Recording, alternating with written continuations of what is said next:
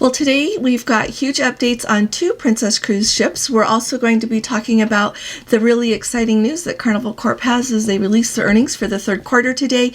And finally, a very exciting loyalty match program. You're going to want to hear about this, and I'm wondering if it's foretelling the future with any other cruise corporation. So let's go ahead and get started.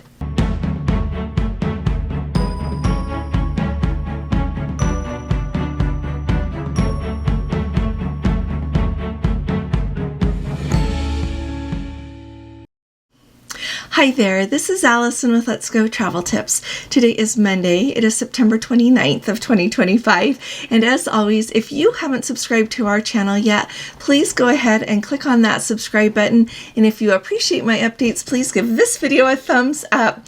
Now, we talk about cruising 6 days a week, and when we go somewhere, we take you with us. On Thursday, we are flying to Barcelona to board the beautiful new Star Princess for her inaugural cruise on Saturday, October 4th. So come along with us. We're going to have a lot of fun and show you the beautiful Star Princess as well as the places that we're going to visit. So today, let's start off talking about the Star Princess. So we have been keeping our eye on the Star Princess. You might remember that last Friday in my video, I let you know that Princess officially took possession of the Star Princess last Friday. We kept our eye on her. She stayed in port there overnight, Friday night, and then on Saturday, she started sailing and looked like she was going down towards Montenegro. We've just been following along where she has been as we've had a moment. The really cool thing is last night we noticed that the Star Princess, as she came down through the Adriatic heading to go, around and by Sicily, the Star Princess and the Sun Princess were only 20 nautical miles apart. So we were keeping a really close eye to see if they were going to have a meetup. I thought, they're going to plan a special PR event here, but no, they just came that close, and then the Sun Princess took off on her itinerary, as did the Star Princess. So as of local time right now, it's about noon East Coast time here in the United States on Monday. The Star Princess has passed by Sicily. She is due to be in Barcelona on October 1st. So it'll be fun to keep following her along, and I'll keep you up to date. Let me know if you have any information about that I don't. I'd always like to hear from you. Next up, let's talk about what is going on with Carnival Corporation's earnings.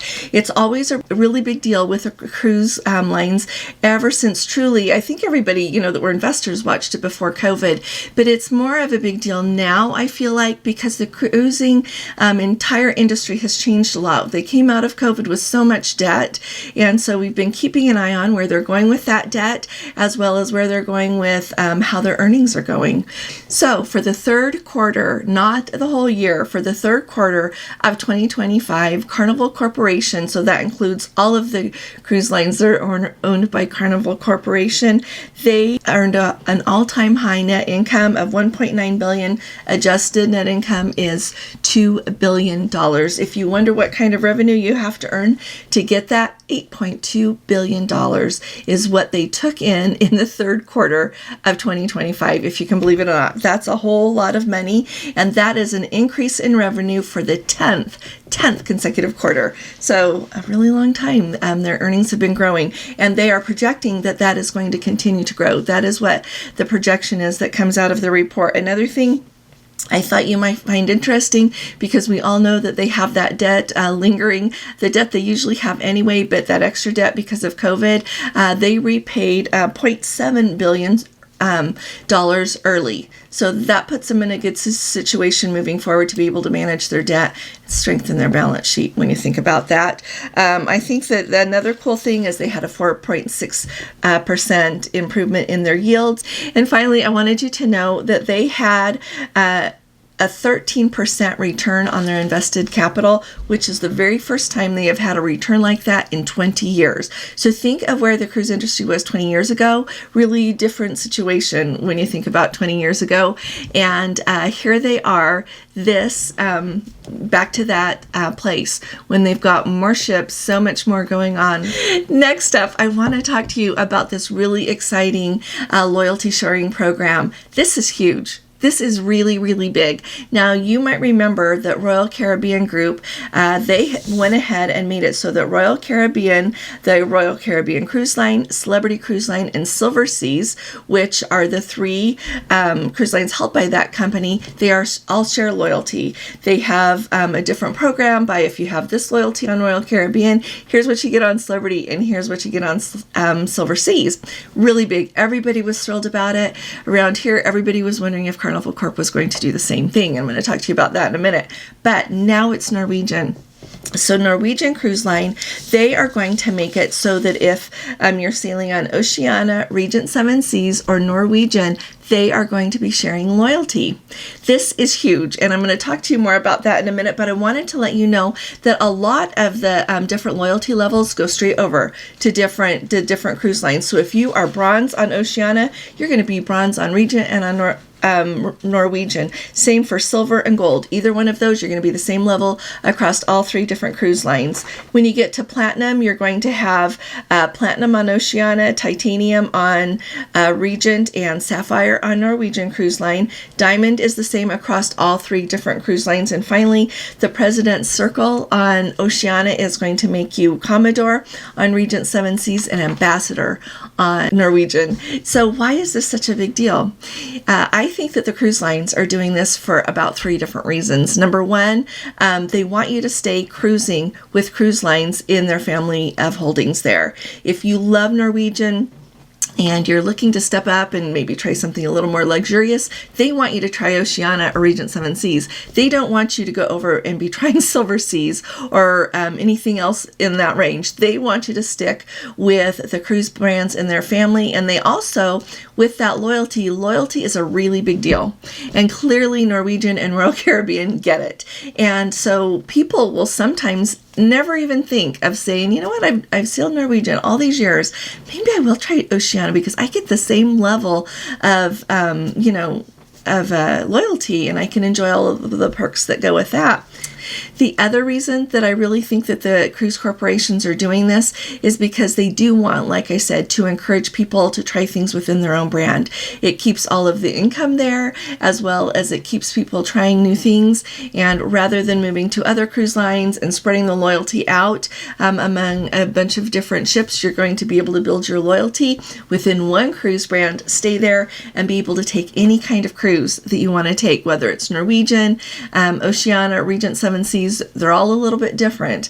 And so no matter what it is that you're looking for, you can find it there. The third thing that I want to point out is really thinking about loyalty. Loyalty is huge. Not that long ago, Carnival announced that they're turning their loyalty program to a rewards program, but they got so much flack for it that they made some changes to it. If you're Diamond by the time that goes into effect, if you're Diamond by May 31st of 2026, you get to keep that Diamond status. That's how big of a deal loyalty is to people that have Diamond. And they put some other things in effect as well, because being loyal to a cruise line is a really big deal. Now, do you think that Carnival Corporation is going to do that? Around here, we talk an awful lot about Princess Cruises. We know that Carnival Corporation owns Carnival Cruise Line. We've got Holland America. We've got Cunard. Those are the main ones that Carnival Corporation holds that sail here from and around the United States. And I'm really thinking it's going to be interesting to try to equate that since Carnival Cruise Line has stepped aside and changed from being a loyalty program to a rewards program. It's really hard to equate that with loyalty. And so I would really like if they would even take it and equate the loyalty in some way with Carnival, even though it's an entirely different program starting June 1st of 2026, but pull in at least Holland America, Cunard, Princess Cruises, and let's start sharing some loyalty.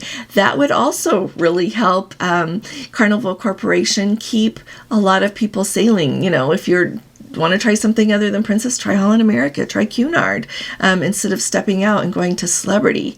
A lot to think about with that. So would you please let me know in the comments what you think? I really look forward to hearing from you on that. The last update I've got for you here today is on the Island Princess. So the Island Princess has not been able to make it on this itinerary into Puerto Chiapas. If you followed along on our Panama Canal cruise there that we took earlier this year, we visited Puerto Chiapas. We had no problem getting in, but the Island Princess cannot sail in because there is too much sediment in the channel.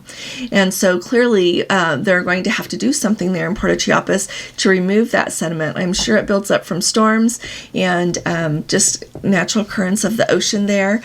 Puerto Chiapas is a very small port. When we visited there, we got off the ship, walked around, went in the terminal building just beyond. There were vendors set up there with their tables selling their wares. So we walked around there and enjoyed getting to see the people there, but it's a really small port. They do run excursions there, but if you are just getting off the ship, it's a real small area to walk around, but the people were wonderful as always. That evening we were late leaving the port though because they were having trouble with the gangway, and so we stayed there a little bit longer than expected, but then we were off again. So if you have a cruise coming up that calls at the port of Puerto Chiapas, we'll be keeping our eye out and hearing if they have any changes, if they're able to remove that sediment so that different ships can get in. So keep us posted on what they do with your itinerary. Join us this evening. We are doing our live. We're going to be starting at 8 p.m. Eastern.